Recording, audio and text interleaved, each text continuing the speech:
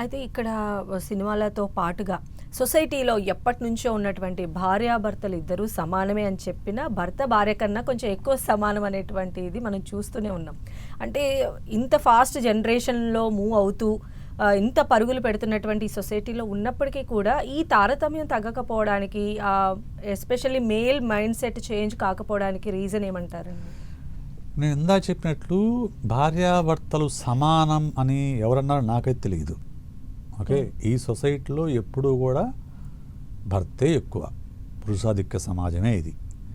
కాకపోతే ఇప్పుడు చదువుకున్న వాళ్ళు ఎవరైతే కొంచెం ఎడ్యుకేట్ అయిన వాళ్ళు, జాబ్స్ చేస్తున్న వాళ్ళు, they are fighting for their right. అంతే తప్ప కింది స్థాయిలో ఉన్న వాళ్ళు ఎవరు కూడా ఆ రైట్స్ కోసం ఫైట్ చేసేవాళ్ళు లేరు. దాన్ని భర్త ఆధిపత్యాన్ని అంగీకరించే మహిళలే ఎక్కువ మనకు. ఇక ఇది ఎక్కడి నుంచి వస్తుంది? ప్రధానంగా సమాజం నుంచి వస్తుంది. అంటే కల్చరల్ ఇన్ఫ్లుయెన్స్ ఉంటుంది. ప్రతి మనిషి పైన కల్చరల్ ఇన్ఫ్లుయెన్స్ ఉంటుంది. కల్చర్ అంటే ఏంటి అంటే బ్రాడర్గా మనం ఏమనుకుంటుంటే భారతదేశం మొత్తం ఒకే సంస్కృతి ఉందని మనం అనుకుంటూ ఉంటాం.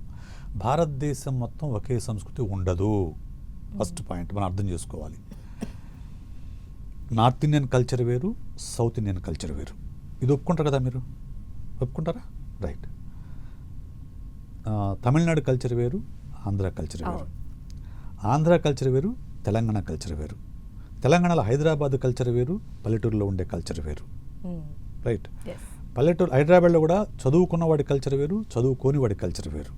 డబ్బు ఉన్నవాడి కల్చర్ వేరు, డబ్బు లేని వాడి కల్చర్ వేరు. అంటే కల్చర్ అంటే వాళ్ళు పాటించే belief and value system, customs, ఇవన్నీ బేసిక్గా మనము సొసైటీ నుంచి అడాప్ట్ చేసుకుంటామనే ఒక అనుకుంటారు. కానీ majority of our cultural things, beliefs, values, customs ఇవన్నీ కూడా మనము మన ఫ్యామిలీ నుంచి అడాప్ట్ చేసుకుంటాం, మన పేరెంట్స్ నుంచి అడాప్ట్ చేసుకుంటాం. అంటే మన కుటుంబంలో ఏ విలువలనైతే పాటిస్తున్నారో ఆ విలువల్ని మనం తీసుకుంటాము, ఆ వాల్యూస్ని, ఆ బిలీఫ్స్ని మనం పాటిస్తాము, ఆ కస్టమ్స్ని మనం పాటిస్తాం. ఉదాహరణకు ఒక ఫ్యామిలీలో తల్లి తండ్రి ఇద్దరు కూడా ఎంప్లాయీస్ అనుకున్నప్పుడు తండ్రి రోజు ఆఫీస్ నుంచి రాగానే హ్యాపీగా సోఫాలో కూర్చుంటాడు, ఎదురుగా టీవీ రిమోట్ తీసుకుంటాడు, టీవీ చూస్తూ ఉంటాడు. తల్లి వెంటనే ఆఫీస్ బ్యాగ్ అక్కడ పడేసి వంటింట్లోకి వెళ్ళేసి టీ రెడీ చేసి తీసుకొచ్చేసి భర్తకి ఇస్తుంది. ఇది చూస్తూ పెరిగిన కుర్రాడికి, లేకుంటే పాపకు కానీ బాబుకి కానీ ఏమనిపిస్తుంది? మీరు చెప్పండి, ఏమనిపిస్తుంది? బాబు అయితే అలా కూర్చోవాలి, పాప అయితే ఇంటికి టీ సర్వ్ చేయాలి అనిపిస్తుంది. అంటే ఇండైరెక్ట్గా పేరెంట్స్ ఏం చెప్తున్నారు అంటే భర్త రిలాక్స్ అవ్వచ్చు, భార్య మాత్రం ఇంటి పనులన్నీ చెయ్యాలి అనే విషయాన్ని మనం చెప్పకుండానే పిల్లల మనసుల్లో చూపిస్తున్నాం. రైట్. వేరాజ్ అదే సినేరియోలో భార్యాభర్త ఆఫీస్ ఇంటికి వచ్చారు. ఇంటికి రాగానే భార్య వంటగదిలోకి వెళ్ళింది, టీ పెడుతూ ఉంది. భర్త ఆ సోఫాలన్నీ సర్దేసి, సో నీకేమైనా హెల్ప్, కూరగాయలన్నీ నేను కట్ చేస్తానులే, రేపు మళ్ళీ కావాలి కదని కట్ చేస్తూ కూర్చొని ఉన్నారు. ఇద్దరు కలిసి కూర్చొని టీ తాగుతూ ఉన్నారు. ఇదేం మెసేజ్ ఇస్తుంది? Both are equal, both have to share the work అని చెప్పేసి ఇస్తుంది. ఇక్కడి నుంచి మొదలవుతుందండి. సరే, ఇంకా కొంచెం లోతుగా వెళ్దాం. పిల్లలు ఏదో అల్లరి చేస్తారు ఇంట్లో. అల్లరి చేసినప్పుడు తల్లి ఏమంటుంది? డాడీ రాని నీ సంగతి చెప్తా అంటుంది. అంటే ఏం చెప్తుంది ఆవిడ? మెసేజ్ ఏమిస్తుంది?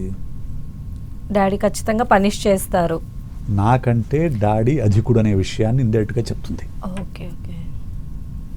ఏమే పనిష్ చేయొచ్చు కదా, పనిష్మెంట్ ఏమే ఇవ్వచ్చు కదా. డాడీ వస్తే నీ పని ఏం చెప్తా అంటే అర్థం ఏంటి? నాకు ఆ క్యాపబిలిటీ లేదు, నాకు ఆ పొజిషన్ లేదు, మీ డాడీ వస్తే నేను ఆయన పనిష్మెంట్ ఇస్తాడనే విషయాన్ని చెప్పకుండానే ఆ తల్లి ఆ బిడ్డకు చెప్తోంది. ఇటువంటి చిన్న చిన్న విషయాలే పిల్లల లోపల, మైండ్ లోపల పురుషుడు అధికము, స్త్రీ తక్కువ అనే విషయాన్ని ఇంప్లాంట్ చేస్తాయి. చిన్నప్పుడు ఎప్పుడైతే ఈ భావజాలం వాళ్ళ మైండ్లోకి వెళ్తుందో అది పెరిగి పెద్దయినా కానీ మారదు. ఈ మార్పు అనేది మనం ఇంటి నుంచే మొదలు కావాలి. చాలామంది పేరెంట్స్ అమ్మాయి ఎలా ఉండాలో చెప్తారు కానీ అబ్బాయి ఎలా ఉండాలో చెప్పరు. అమ్మాయిని కంట్రోల్ చేస్తారు, మనం అలా ఉండకూడదు, ఇలా ఉండకూడదు అని కంట్రోల్ చేస్తారు. మగపిల్లాడైతే మాత్రం గాలికి వదిలేస్తారు. వాడు చదివితే చాలు, అంతే. వాడు తర్వాత నాకు ఇప్పుడు బైక్స్ ఉంటాయి, లైసెన్స్ లేకుండా బైక్ ఇవ్వడం తప్పని ప్రతి పేరెంట్కి తెలుసు. కానీ మనం రోజు చూస్తూనే ఉంటాం, చిన్న వయసు 13-14 ఏళ్ల వయసు వాళ్ళు బైక్లు వేసుకుని తిరగటం అనేది. ఈ రోజు కూడా 3 చనిపోయారు స్పాట్లో చనిపోయారు. మైనస్. తప్పెవరిది? వాళ్ళదా పేరెంట్స్దా? పేరెంట్స్ కదా.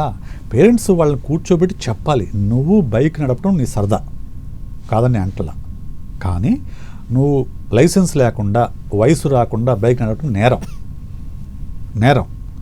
నువ్వు ఒకవేళ నేను తప్పు చేసి యాక్సిడెంట్ జరిగితే ముందు నన్ను తీసుకుని అరెస్ట్ చేసి జైల్లో పెడతారు. ఇది కరెక్ట్ కాదనే విషయాన్ని ఎక్స్ప్లెయిన్ చేయాలి. లేదు సరదా పడుతున్నాడు బిడ్డ, మీరు తీసుకెళ్ళి ఏదైనా గ్రౌండ్లో తీసుకెళ్ళి హ్యాపీగా బైక్ ఇవ్వండి. గ్రౌండ్లో తీసుకెళ్ళి బైక్ ఇవ్వండి, వాడు సరదా దిగుతుంది, ప్రమాదం ఉండదు.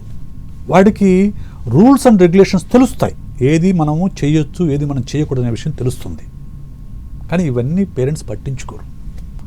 ప్రేమ, అతి ప్రేమ, పిల్లల పైన అతి ప్రేమ, దానివల్ల ఏం పట్టించుకోకుండా వాళ్ళు ఏం చేసినా కానీ భరిస్తూ ఉంటారు, సహిస్తూ ఉంటారు, ఇంకా ఎంకరేజ్ చేస్తారు. దానివల్ల ఆటోమేటిక్గా ఇలాంటి భావజాలం అంతా కూడా వాళ్ళ మైండ్లోకి ట్రాన్స్ఫర్ అవుతుంది. సో ఇంకా వాళ్ళు మేమేం చేసినా రైట్ అనుకుంటారు. సో అలాంటి నేపథ్యంలో ఇలాంటి ఇన్సిడెంట్స్ అనేవి జరుగుతాయి. జరుగుతాయి. ఓకే.